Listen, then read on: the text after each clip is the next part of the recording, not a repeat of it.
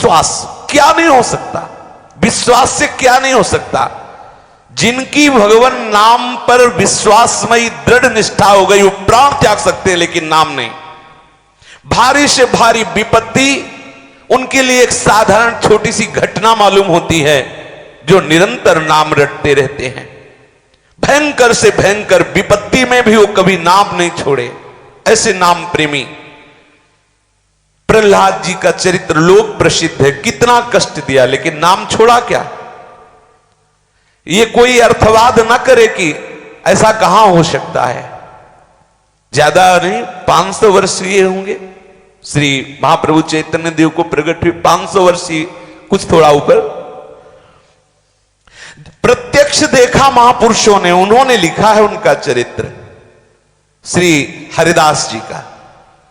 शांतिपुर के समीप ही फुलिया नामक ग्राम में एकांत समझकर एक छोटी सी फूस की झोपड़ी बना करके श्री हरिदास जी रहते थे। निरंतर भगवान नाम ध्वनि कुटिया से निकलती रहती थी। संपूर्ण देश में विधर्मियों का शासन था, बड़ा कठोर शासन उनका। बंगाल में तो विधर्मियों की सत्ता ही थी। वो अपने धर्म पर अत्यधिक जोर देते थे कि हिंदू धर्म के अधिक से अधिक लोग इस धर्म को स्वीकार करें। कोई चू नहीं बोल सकता था उनके फरमान के आगे। ऐसा कठिन शासन। स्थान स्थान पर उनके धर्म का प्रचार हो रहा था। उनके धर्म प्रचार में जरा भी कोई विघ्न अगर उपस्थित कर दे तो बादशाह से उससे सीधे मृत्युदंड, ऐसा भयंकर से भयंकर पीड़ायुक्त दंड दिया जाता था। इधर इस कुल में जन्म होने के कारण और निरंतर नाम रटने के कारण विधर्मियों के हृदय में बड़ी पीड़ा हुई कि हमारे कुल में जन्म लेकर के भी ये हिंदुओं के ठाकुर का नाम जप करते हैं। काजीन को बहुत कष्ट हुआ। पहले कुछ भेजे कि उनको समझा दो वो नाम छोड़ दें और कुरान शरीफ के अनुसार वो इस्लाम को स्वीकार करें। वहां कौन सुनने वाला है? जिसकी दृढ़ निष्ठा हो गई उसे कोई हिला नहीं सकता। फुलिया के आसपास पूर्ण शासन मानो एक बादशाह ही हो। गुराई नाम का काजी, बड़ा ही कठोर स्वभाव का। वो हरिदास जी के प्रति तो ऐसा जलने लगा, पूछो मत, ईर्ष्या का ठिकाना नहीं रहा उसके मुख। जब हरिदास जी के मुख से हरिनाम सुना तो जल गया। उसने सोचा कि हमारे धर्म में बड़ा भारी एक कलंक होगा और बहुत से जो धर्म परिवर्तन करना चाहेंगे, इस्लाम धर्म से हिंदू धर्म जाना चाहेंगे, उनका तो साहस बढ़ जाएगा। इनको ऐसा दंड दिया जाए कि कोई भूल करके भी हरि नाम ना ले। हरिदास जी का जन्म मुसलमान कुल में हुआ था। वो बस यही बादशाह से जाके कहा कि मुसलमान होकर हिंदुओं के ईश्वर का नाम लेता है, ये कुफ्र है, ये काफिर है, इसलिए इसका कत्ल कर देना हमारे धर्मशास्त्र के अनुसार उचित है। गोराई काजी ने विरुद्ध राज दरबार में अभियोग चला दिया हरिदास जी के ऊपर। राज आज्ञा हुई, तत्काल सैनिक भागे और हरिदास जी को गिरफ्तार कर लिया। मुलुकपति बादशाह के सामने हरिदास जी को पेश किया गया। देखा, दृष्टि में सिंहवत दृष्टि, मुख में नाम, चेहरे पर प्रसन्नता और तेज। एक बार कांप गया बादशाह देख करके हरिदास जी को। बड़ा तेज, बड़ी प्रसन्नता, निर्भयता नेत्रों में, और मुख में उन्हीं के सामने नाम चल रहा है, क्योंकि नाम आशिक, नाम कैसे छोड़ सकते हैं। उसने कहा इनको बैठने के लिए आसन दिया जाए। जहां बंदी बना के ले गया था वहां हरिदास जी को आसन दिया गया। हरिदास जी ने नम्रतापूर्वक मुलकपति के सामने बैठ गए। उसने दया दर्शाते हुए कहा कि आपको देखकर लगता है कि आपको दंड न दिया जाए, पर आपका जन्म मुसलमान के कुल में हुआ। मुसलमान के घर में जन्म होना ये अल्लाह की बड़ी कृपा से होता है। बादशाह ने कहा, और तुम मुसलमान के यहां जन्म लेकर काफिरों का आचरण करते हो, जानते हो तुम्हें नरक मिलेगा, कभी मुक्ति नहीं मिलेगी।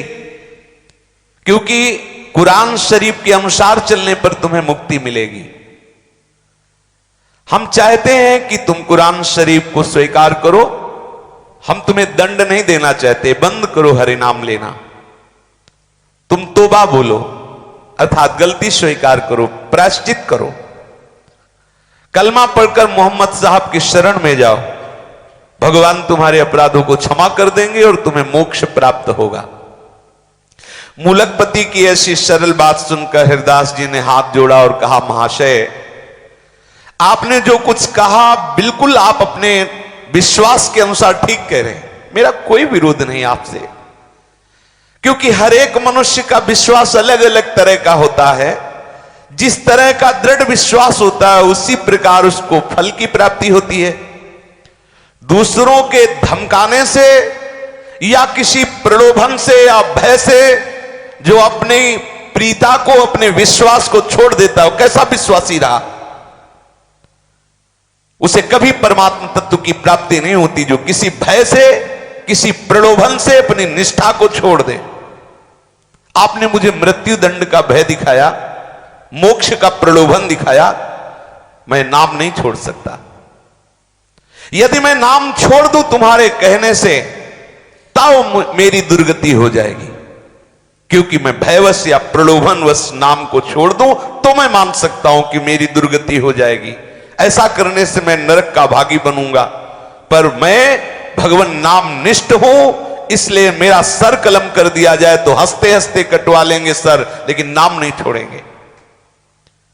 इनकी ऐसी बात सुनकर के कुछ क्षण के लिए पूरी सभा मौन हो गई। भगवान नाम का प्रभाव, मूलकपति का हृदय पसीज उठा। इनकी वो सरल वाणी, इनका वो तेज, इतना आकर्षण, वो मौन हो गया।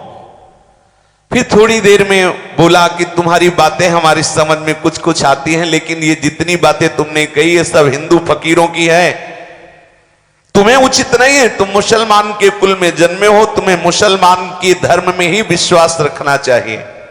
हरिदास जी ने कहा, महाशय बिल्कुल आप ठीक कह रहे हैं। देखो भक्त का हृदय कैसा होता है, मेरा कोई आप पर विरोध का भाव नहीं, किंतु विश्वास तो अपने अधीन की बात नहीं है। पता नहीं हमारे ऊपर कैसे कृपा हो गई कि मुझे भगवान नाम पर विश्वास हो गया है। ऐसा भगवान नाम पर विश्वास नहीं कि किसी के कहने से छूट जाए या किसी भय से छूट जाए। कोई हिंदू ही बना रहे, इस पर आपका कोई जोर, कोई हिंदू मुसलमान बन जाए तो आपका कोई जोर चलेगा। मान लो कोई हिंदू बना है तो आप क्या करोगे? अगर कोई हिंदू मुसलमान बनना चाहता है तो आप उससे सहयोग करेंगे, रोकेंगे नहीं। अगर कोई मुसलमान हिंदू बन जाए तो क्या फर्क पड़ता है? अगर हिंदू मुसलमान बन सकता है तो मुसलमान भी हिंदू बन सकता है। श्री हरिदास जी ने सभा में ऐसा तर्क रखा। कोई हिंदू जब अपना विश्वास छोड़कर मुसलमान होने के लिए आता है तो आपने कभी उसे दंड दिया? आपके भयवश से, आपके समझाने से कोई हिंदू धर्म का त्याग कर जब इस्लाम धर्म को स्वीकार करता है तो आप उसे क्या कभी दंड दिए कि तुझे अपने धर्म में रहना चाहिए? क्यों नहीं? उसे क्यों नहीं आपने शासन के द्वारा मजबूर किया कि वो अपने ही हिंदू धर्म में रहे? जब हिंदुओं को अपना धर्म छोड़कर इस्लाम धर्म में आने के लिए आप स्वतंत्र मानते हैं तो आपको यह भी स्वतंत्रता समझनी चाहिए कि कोई मुसलमान भी हिंदू धर्म को स्वीकार कर सकता है। फिर आप मुझे कलमा पढ़ने के लिए क्यों मजबूर करते हैं? इनकी ये बात सुनते ही न्यायाधीश चुप हो गया, कोई उत्तर नहीं। गोराई काजी ने देखा यहां तो मामला बिल्कुल उल्टा हो रहा, बादशाह चुप हो रहा, फिर क्या होगा? वो जोर से बोला कि ये सब बातें हमें नहीं सुननी, हमें इनकी ये दलीलें सुननी नहीं है, इन्हें दंड देना है। अगर इनके विरुद्ध कोई कार्रवाई नहीं हुई, ये काफिर है, तो आप समझ लो धर्म की बड़ी हानि हो जाएगी। अधर्म करने वालों को दंड देना हमारा कर्तव्य है। इसलिए बादशाह से कहा या तो एक कलमा पढ़ना स्वीकार करें या दंड भोगना, दोनों में एक ही पसंद कर लें, छूट देते हैं। बेचारा मुलकपति मजबूर था, इस्लाम धर्म के विरुद्ध कुछ कह नहीं सकता था, काजियों के विरुद्ध न्याय करने की उसमें हिम्मत नहीं थी। उसने गोराई काजी की बात का समर्थन करते हुए कहा कि या तो तुम कलमा पढ़ो और या दंड स्वीकार करो। हरिदास जी ने निर्भीक स्वर में कहा महाशय मुझे जो कहना था मैंने एक बार कह दिया, भारी से भारी दंड भी हंसते हुए स्वीकार करूंगा, लेकिन हरि नाम नहीं छोड़ूंगा। कितनी बड़ी बात। यहां एकांत में बोल लेना अलग बात है, जब सामने दंड दाता विराजमान है, शासनकर्ता विराजमान है, और उस सभा में ऐसा बोलना बहुत बड़ी हिम्मत की बात है। कोई भी दंड मुझे अपने विश्वास और निष्ठा से विचलित नहीं कर सकता, ऐसा ठाकुर हरिदास जी ने कहा। आप दंड की बात कहते हो, मैं भरी सभा में कहता हूं कि तलवार से मेरे अंग के टुकड़े टुकड़े कर दिए जाएं तो भी मेरे मुख से हरिनाम निकलेगा और कुछ नहीं। जब तक शरीर में श्वास लेने की ताकत रहेगी तब तक हरिनाम बोलूंगा, चाहे मेरे शरीर के टुकड़े कर दो इस सभा में, हरिनाम को छोड़ नहीं सकता। वो आपको जो भावे वो सो करो। हरिदास जी के ऐसे निर्भीक उत्तर को सुनकर मुलकपति किंकर तव्य विमूढ़ हो गया। वो कुछ सोच नहीं पा रहा था हरिदास जी को क्या दंड दें। उसने गुराई काजी की तरफ देखा, मुलकपति के भाव को समझकर गुराई काजी ने कहा, हुजूर जरूर दंड देना चाहिए, इसे माफ मत करना। यदि इसे दंड नहीं दिया गया तो मनमानी बहुत लोग करने लगेंगे और इस्लाम धर्म के अस्तित्व का ही भाव संकट में पड़ जाएगा। बादशाह ने कहा, मुझे तो नहीं सूझता कि इन्हें क्या दंड दें, तुम ही निश्चय करो इन्हें क्या दंड दिया जाए। गुराई काजी ने जोर देते हुए कहा, हुजूर ये पहला मामला है, इसे ऐसा दंड देना चाहिए कि समस्त हिंदुओं के कान खड़े हो जाएं। कोई भी हिंदू हमारे इस्लाम धर्म के विरुद्ध आचरण न करे, और जो इस्लाम धर्म अर्थात मुसलमान जन है वो भयभीत हो जाए कि कभी हिंदू धर्म को स्वीकार न करें। ऐसा कड़ा दंड दिया जाए, किसी की हिम्मत न पड़े। वैसे तो इसे प्राण दंड ही देना चाहिए, पर सीधे साधे प्राण दंड दे देना ये इसके पापों का प्रायश्चित नहीं होगा, गुराई काजी ने कहा। सोचो, नाम जापक के लिए इसकी पीठ पर बेत और कोड़े बरसाते हुए 22 बाजारों में ले जाया जाए और इतना मारा जाए कि कोड़े और बेतों की मार पड़ते पड़ते मर जाए, ऐसा इसे दंड दिया जाए, जिससे किसी की हिम्मत नहीं होगी इस्लाम धर्म के विरुद्ध बोलने की। बादशाह ने विवश होकर आज्ञा पाश कर दी। जल्लादों को हुक्म हो गया, कोड़े और बेतों की वर्षा करते हुए 22 बाजारों में हरिदास जी को जान से मार दिया जाए। बांध लिया गया हरिदास जी को, पीठ पर वहीं सामने ही बेत और कोड़े बरसना शुरू हुए। सोचो, अब उनके सुकुमार शरीर पर जे भी कोड़ों की आघात जोर से जल्लाद लोग मारते कोड़ा तो वैसे ही खाल वो कोड़े में लगी हुई चली जाती। घाव हो, उन घावों पर बेत ऊपर से बरसते, कोड़े बरसते। हरिदास जी की शरीर की पूरी खाल उधड़ गई, मांस दिखाई देने लगा, पीठ से रक्त की धारा बहने लगी। निर्दयी जल्लाद उन घावों पर बेत की वर्षा करते। हरिदास जी के मुख से वही हरिनाम, एक क्षण के लिए भी हरिनाम नहीं रुका। कोड़ों और बेतों की वर्षा हो रही है। बाजार में जो भी देखता आंख मूंद लेता, कोई चीख पड़ता, कोई रोने लगता, हाय हाय मच गई। लेकिन बादशाह के हुक्म के आगे किसी का क्या जोर। बहुत से भक्त तो चीख चीख के रोने लगे।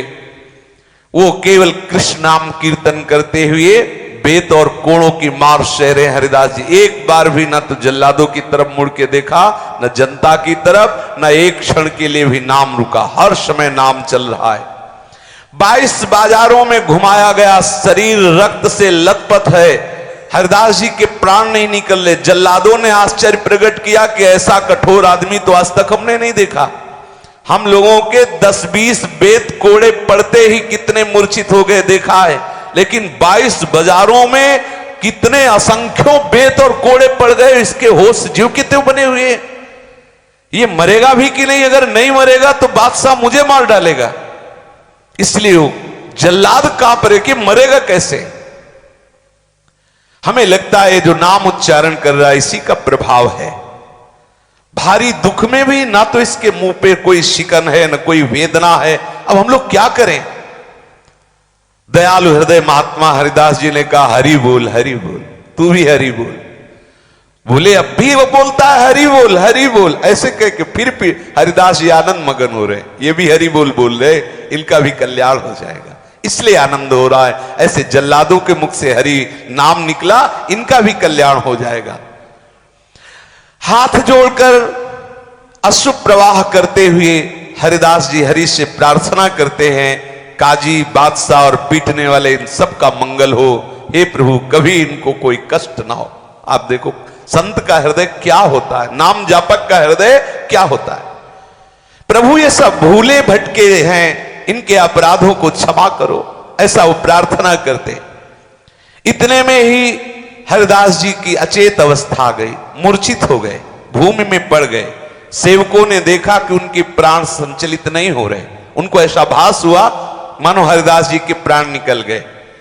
गुराई काजी को सूचना दी गई, मुल्कपति को सूचना दी गई कि हरिदास जी के प्राण निकल गए।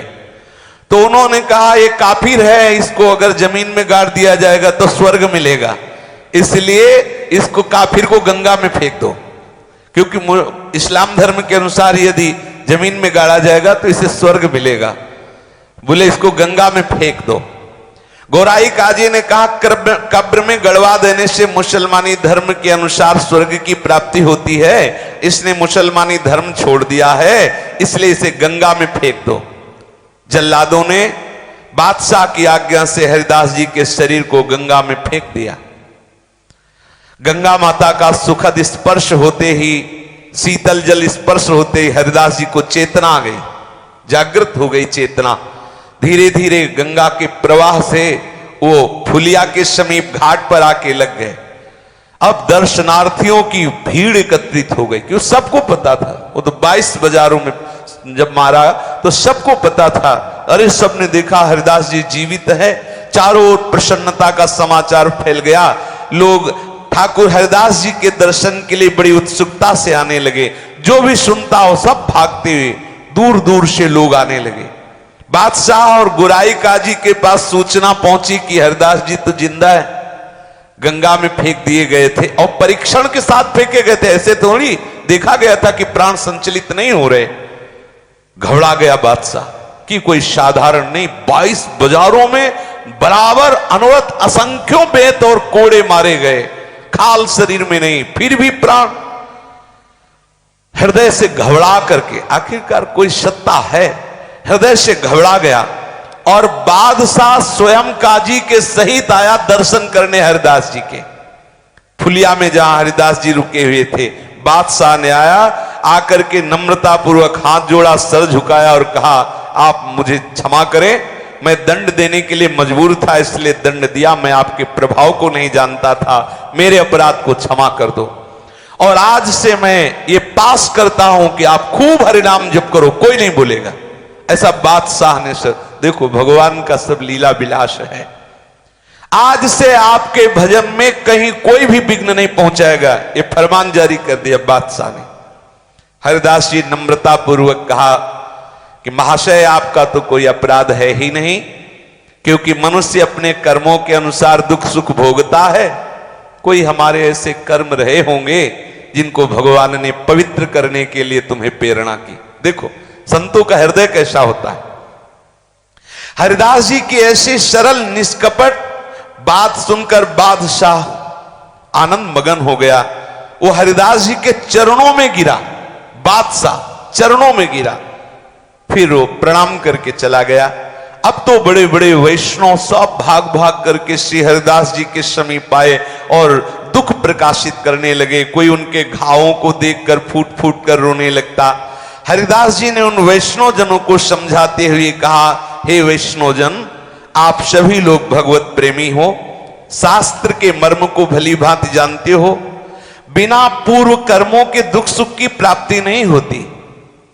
मैंने इसी जन्म में एक अपराध किया कि मैंने हरि नाम की निंदा सुनी। ये मुझे जो दंड मिला अच्छा मिला, क्योंकि इन कानों से मैंने हरि नाम की निंदा सुनी। यही बोल रहे थे काजी वगैरह, मैंने हरि नाम की निंदा सुनी, भगवान ने अच्छा किया, हरि नाम निंदा सुनने वाले शरीर को पिटवा दिया, अच्छा किया। मतलब संत का हृदय क्या होता है ये कोई समझ नहीं सकता। आप वैष्णव जन सब प्रसन्न रहो, मेरे शरीर को बिल्कुल कष्ट नहीं, आपको दिखाई देते हैं घाव, लेकिन सच्ची बताओ मुझे बहुत आनंद हो रहा है। हरिदास जी ने कहा जिस क्षण प्रभु का विस्मरण हो जाता है उस समय दुख होता है, यहां तो प्रतिपल प्रभु का स्मरण हो रहा, तो दुख कैसा? ये आपको दिखाई दे रहा है, शरीर में बड़े बड़े घाव दिखाई दे रहे हैं, लेकिन हृदय में मेरे बिल्कुल कष्ट नहीं है। इनके ऐसे उत्तर से सभी वैष्णवजन बड़े संतुष्ट हुए। हरिनाम कीर्तन करते हुए सब वैष्णवजन अपनी अपनी कुटिया को गए। श्री हरिदास जी भगवती भागीरथी के तट पर फुलिया ग्राम के समीप रहने लगे। वहां कौन सी कमी रह गई? जब बादशाह के चरणों में प्रणाम किया तो सोचो कौन सा वैभव उनके लिए दुर्लभ है जो भगवान के चरणों के आश्रित है। अब शांतिपुर से अद्वैताचार्य जी नित्य आते हरिदास जी के समीप। आचार्य ने पुत्र की भांति प्यार करते, अद्वैताचार्य जी पुत्र की तरह प्यार करते हो, ये उन्हें पिता से भी बढ़कर मानते। फुलिया के सभी ब्राह्मण वैष्णव धनी मानी पुरुष रोज दर्शन करने आते श्री ठाकुर हरिदास जी के, बड़ा आदर सत्कार करते। अब आप विचार कीजिए किस कुल में जन्मे, नाम का महत्व देखो। सब ब्राह्मण वैष्णव सब आके प्रणाम करते हैं, सब चरण धूल माथे पे लेते हैं। ये नाम की कितना भयानक दंड दिया गया, क्या बिगाड़ पाया कोई? नाम का प्रभाव देखो। वही बादशाह वही काजी आके चरणों में गिरे। श्री हरिदास जी के मुख से सदा हरिनाम निकलता रहता। निरंतर के कीर्तन के प्रभाव से इनके रोम रोम से हरिनाम की ध्वनि प्रकट होती। अगर कोई हरिदास जी के सामने जरा सी कोई भगवान की बात कर सुनते ही अशुभ प्रवाह होने लगता, मूर्छित हो जाते, एक साथ शरीर में साफ सात्विक भाव प्रकट हो जाते। एक दिन की बात है, ये अपनी कुटिया से कहीं जा रहे थे तो रास्ते में इन्हें मंजीरा मृदंग की आवाज सुनाई दी। श्री कृष्ण कीर्तन समझकर ये उसी ओर चल पड़े। उस समय एक डंक नाम की जाति के लोग मृदंग मंजीरा बजाकर नृत्य किया करते थे और नृत्य के साथ वो हरि लीलाओं का पदों का गायन करते। उस समय कोई डंक नृत्य कर रहा था और हरिदास जी जब पहुंचे तब डंक भगवान की काली दमन की लीला का पद गा रहा था। डंक का स्वर कोमल था, नृत्य में प्रवीण था, गाने का अभ्यास, और बहुत सुंदर भाव से वो ये विलाप करने लगा कि जब लालजी नाग नाथने के लिए काली देह में कूदे तो यशोदा मैया जो विलाप कर रही थी वो। भाई विलाप की बात सुनते ही धड़ाम से गिरे हरिदास जी, साफ सात्विक भाव प्रकट हो गए। अशुभ प्रवाह हुंकार और तड़प रहे हैं जमीन पे। डंक बड़ा सात्विक था, वो महापुरुषों के भावों को जानता था, देख के समझ गए कि ये तो कोई महापुरुष है। तत्काल नृत्य बंद किया, इनके चरणों में लौट गया, थोड़ी थोड़ी धूल उठाई, मस्तक पर धारण किया, स्तुति करने लगा। अब तो बहुत से भक्त हरिदास जी की चरण धूली ले लेकर अपने माथे पर चढ़ाने लगे, कोई उसे बांधकर रज को घर ले जाने लगे। अहो भाग्य से प्रेमी महाभागवत की चरण रज मिली। वहीं पर एक ब्राह्मण बैठा था, वो देख के जल रहा था कि देखो किस कुल में हरिदास जी जन्मे और सब इनकी चरण धूल ले रहे हैं, मैं मिश्रा जी मेरी कोई बात पूछ नहीं रहा। तो वो थोड़ी देर के बाद वो फिर डंक पद गाने लगा। अब वो ब्राह्मण एकदम जैसे हरिदास जी हुंकार करके गिरे थे वैसे वो भी गिरा।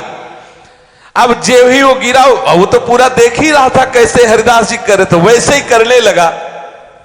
डंक ने जब देखा तो देखते ही समझ गया ये तो नाटक कर रहा है, तो जिस ढोल से डंडा बजा रहा था वही डंडा लेकर ब्राह्मण को पीटने लगा। हरिदास जी की चरण धूल ली और उसके तो डंडा पीटने लगा। अब दो चार डंडे में तो सहने की बात हो, लेकिन जो बराबर पीटता ही जा रहा तो भूत भी भाग जाते हो। तो ब्राह्मण देवता नाटक ही कर रहे थे, उठ के बैठ गए, भागे। लोगों ने कहा उस डंक से कि हरिदास जी ऐसे ही गिरे तो तुम चरण धूल लिए, ब्राह्मण गिरा तो तुमने डंडे से पिटाई की, ऐसा क्या? तो डंक ने कहा हरिदास जी महाभागवत हैं, इनमें वास्तविक सात्विक भाव है, भगवत भाव है। और ये ब्राह्मण दंभ कर रहा था, ये प्रशंसा के लिए नाटक कर रहा था, और ढोंग को ठीक करने के लिए स्तुति पूजा नहीं, उसके लिए तो पिटाई चाहिए। ऐसा बोले मूर्खों के सामने भले ये ढोंग काम करे, हम लोगों के सामने नहीं, हमारे नेत्रों के सामने हजारों लोग आते जाते हैं। मुझे खूब पहचान है कौन महाभागवत है और कौन पाखंड कर रहा है। हरिदास जी सचमुच महान रत्न है, उनके रहने से भारत देश पवित्र है। आप लोग बड़े भाग्यवान हैं जो ऐसे महापुरुष का दर्शन पा रहे हैं। डंक की बात सुनकर सभी को परम प्रसन्नता हुई और सब लोग हरिदास जी की भूरी भूरी प्रशंसा करने लगे। महात्मा हरिदास जी फुलिया के पास ही पुण्य सलीला मां गंगा के किनारे पर एक गुफा में रहते थे। अब तो हरिदास जी की ख्याति फैल गई थी, बहुत हजारों की भीड़ दर्शन करने आती। नित्य प्रति सैकड़ों लोग गंगा स्नान करने आते। जैसे गंगा जी पे श्रद्धा वैसे ही हरिदास जी पे श्रद्धा। सब आते, हरिदास जी को प्रणाम करते, उनकी चरण धूल माथे पे लगाते। अब एक बात थी कि इस गुफा के समीप जो आता बड़ी जोर से खुजली पैदा हो जाती सबके, और सब परेशान हो जाते। हरिदास जी को कभी खुजली नहीं हुई। अब ये बात बहुत जोर से फैल गई तो एक आयुर्वेद के आचार्य वहां आए और उन्होंने कहा कि यहां कोई बहुत बड़ा विषैला सांप रहता है और उस विषैले सांप के प्रभाव से वायुमंडल में जहरीला प्रभाव है, इसीलिए खुजली हो रही है, लोगों को भांति भांति की हानि भी पहुंच सकती है। हरिदास जी से कहा कि आप यहां से चले जाइए, वो विषधर सर्प जो है बहुतों की हानि कर सकता है, क्योंकि बहुत लोग यहां आएंगे दर्शन के लिए तो किसी न किसी तरह से श्वास प्रश्वास में ऐसी जहरीली वायु जाएगी जिससे किसी की मृत्यु भी हो सकती है। हरिदास जी ने कहा कि भाग तो नहीं सकते यहां से, हम यहां से छोड़ नहीं सकते, क्योंकि यहां भगवती गंगा जी और बहुत सुंदर गुफा है, एकांत है, भजन में अच्छा लगता है। शारीरिक जो कष्ट होगा होना होगा तो हो ही जाएगा, उसके लिए हम स्थान नहीं त्यागेंगे।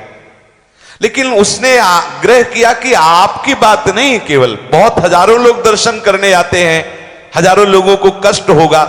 तो हरिदास जी ने कहा कि कल तक का समय दीजिए, अगर कल तक सबके सामने सांप यहां से निकल के नहीं चला जाएगा तो हम कुटिया छोड़ देंगे और चले जाएंगे। हरिदास जी कीर्तन में मगन हो गए। बड़ा आश्चर्य, सब लोग हरिदास जी के समीप कीर्तन कर रहे थे। उसी समय देखा कि एक दूर से अंधकार का नाश करते हुए एक प्रकाश पैदा हुआ। सभी भक्त आश्चर्य के साथ देख रहे थे और विचित्र रंग बिरंगा बड़ा भयंकर सर्प फण फैलाए हुए उधर से, वो जो प्रकाश था वो मणिधर सर्प की मणि चमक रही थी, उसके मस्तक की मणि प्रकाश फैला रही थी।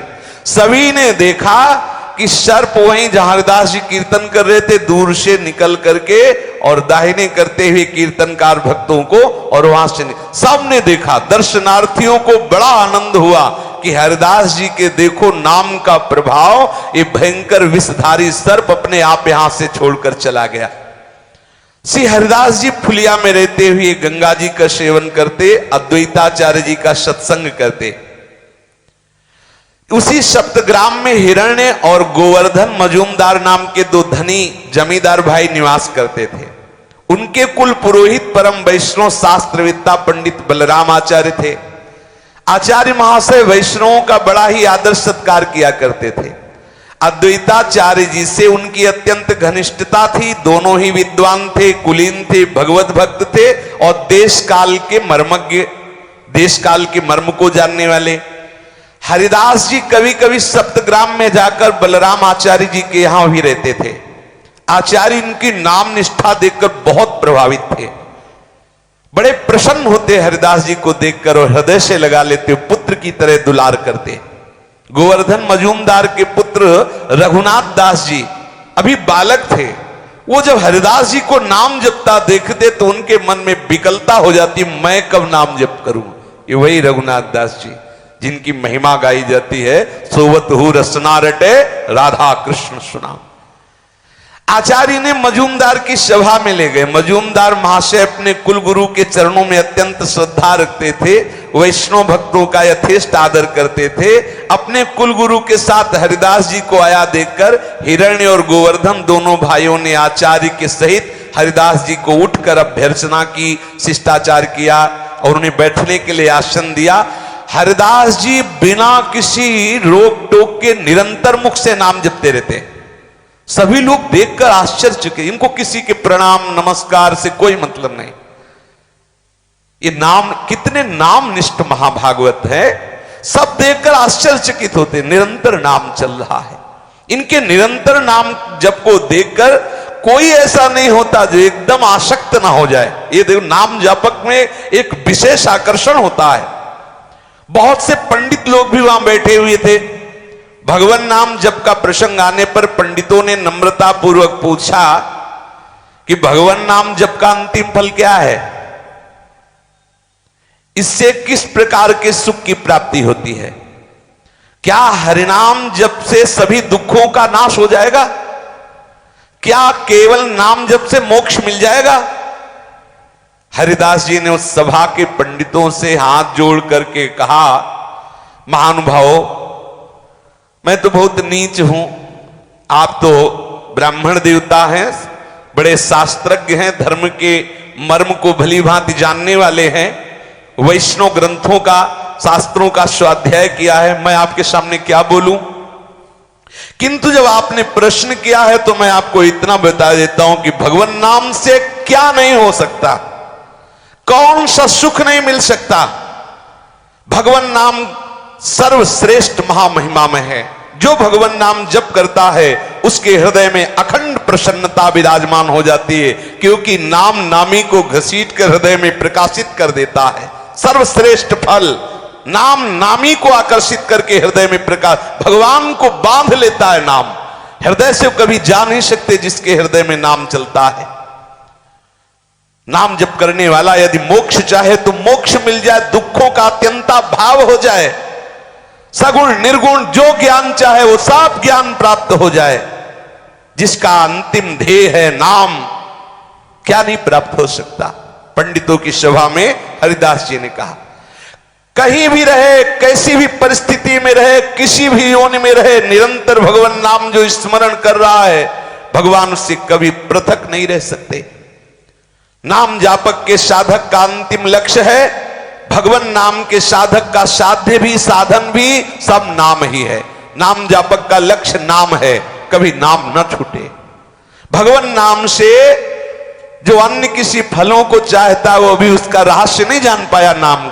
नाम का फल है नाम में प्रीति हो जाए, क्योंकि जिसे नाम में प्रीति है मोक्ष, प्रेम, भगवत प्राप्ति, तत्व ज्ञान, सगुण निर्गुण जो सब आ जाएगा हृदय में। यदि आप इसके सिवा और कुछ जानते हो तो बताएं। हरिदास जी ने कहा, इनकी ऐसी युक्तियुक्त सारगर्भित मधुर वाणी सुनकर सभी को प्रसन्नता हुई। सभा में गोपाल चक्रवर्ती नाम का बैठा हुआ आदमी था, वो बड़ा तार्किक था। हरिदास जी की बात का खंडन करते हुए खड़ा हुआ और बोला, एक केवल भावुकता की बातें मत बोलो, पढ़े लिखे तो हो नहीं, नाम जोर से उच्चारण करते हो, बस कह दिया सब हो जाएगा नाम से, शास्त्रों का अध्ययन किया है? अब हरिदास जी चुप हैं। भगवान नाम से कहीं दुखों का नाश होता है? ऐसा उसने बोला। बड़ा अपने को पंडित समझता था। शास्त्रों में जो भगवान नाम की महिमा गाई गई है वो केवल अर्थवाद है। ये देखो घोर नामापराध। जो पंडिताभिमानी जन हैं, जिनको शास्त्रों का अभिमान है, वो बुद्धि ऐसी जिनकी है कि अरे ये केवल स्तुति है, बहुत बड़ा अपराध है, यथार्थ बात नहीं है, ये तो स्तुति परक बात है, ऐसा उसने कहा। हरिदास जी इतना सुनते ही आवेश में आ गए। कोई भी भक्त जहां नाम की निंदा हो, हरि नाम की, राधा नाम, कृष्ण नाम की, वो कैसे शांत बैठ, आवेश में आ गए और उनका भगवान नाम में अर्थवाद का आरोप करते हो, शुष्क तार्किक हो, भगवान नाम के महात्म को समझते नहीं हो, भगवान नाम में अर्थवाद करते हो, ऐसा हो ही नहीं सकता। भगवान नाम में जितनी सामर्थ्य तुझे क्या पता, सब शास्त्र उसी में समाहित हैं। उस गोपाल चक्रवर्ती ने अपनी बात पर जोर देते हुए कहा, तुम मूर्खों को बहकाओ। कह रहे अजामिल ने पुत्र के बहाने नारायण नाम लिया तो तर गया, तुम्हारा घट व्यापी भगवान इतना बेसमझ है कि वो नहीं जान रहा था कि पुत्र को पुकार रहा है नारायण। अर्थवाद नहीं तो और क्या है? हरिदास जी ने कहा, अर्थवाद कहने वाले निरंतर अनर्थ को प्राप्त होते हैं, तू भगवान नाम की अवहेलना करता है। जोश में आकर गोपाल चक्रवर्ती ने कहा, यदि भगवान नाम स्मरण करने से मनुष्य की नीचता जाती रहे तो मैं अपनी नाक कटवा लूं। हरिदास जी ने कहा यदि भगवान नाम के जब से नीचता की जड़ मूल से नाश वाली वृत्ति न प्रकट हो जाए तो मैं नाक कान सब कटवा लूं। तुम क्या समझते हो भगवान नाम को? ये बात बढ़ते देखकर आचार्य द्वैताचार्य जी ने कहा शांत रहो, क्योंकि जो बड़े महापुरुष होते हैं वो सब तर्क विवाद। उस वैष्णवापराधी को पीनस रोग हुआ, कुछ ही दिन में उसकी नाक सड़ गई। जो कह रहा था नाक कटवा ले, काटना नहीं पड़ा, सड़ गई, कीड़े पड़ गए नाक में। वैष्णव, घोर वैष्णव अपराध से हरिदास जी जैसे नाम प्रेमी महापुरुष से तर्क विवाद निश्चित समझो। कालांतर में उसकी सड़ गई नाक, अपने आप सड़ सड़ के कट गई। हरि निंदा करने वाले हरिनाम निंदक को निश्चित निश्चित दुर्गति भोगनी पड़ती है। जो नाम जापक है क्या नहीं हो सकता। इसलिए हम पूर्ण विश्वास करके निरंतर नाम रटें, पर सावधानी ये रखें कि नाम की महिमा, नाम का अनुभव जब तक श्रद्धालु न हो, कोई निज जन न हो, तब तक उसे वर्णन न करें। नहीं तो अपने अंतर से भी आप हाथ धो बैठेंगे, आपकी रुचि खत्म हो जाएगी, आपके अनुभव आना बंद हो जाएंगे, आपके अंदर जो दिव्यता है, जो भागवतिकता है वो छुप जाएगी। गंभीर रहो, शांत रहो, निरंतर नाम जप करो। कोई अधिकारी भगवत प्रेरणा से ऐसा आ जाए तो भले आप नाम की महिमा का गान करो, भले अपने अनुभव बता दो, नहीं तो शांत रहो। आपके हृदय में जब वस्तु जागृत हो जाएगी तो दूसरों को अपने आप लाभ मिलने लगेगा। सच्ची मानिए, जब फूल में पराग आ जाता है तो भौरों को निमंत्रण कार्ड नहीं भेजने पड़ते, अपने आप भौरे आते हैं और तृप्त हो जाते हैं उस पराग में। ऐसे ही आप नाम का खूब निरंतर रटन करें। नाम के प्रभाव से प्रेम पराग जब जागृत हो जाएगा तो न जाने कितने प्राणियों को उस प्रेम पराग से तृप्ति का अनुभव होगा। सावधानी जो महापुरुषों ने बताई उसके अनुसार हम चले, निरंतर नाम रटें। श्री राधा वल्लभ लाल की जय।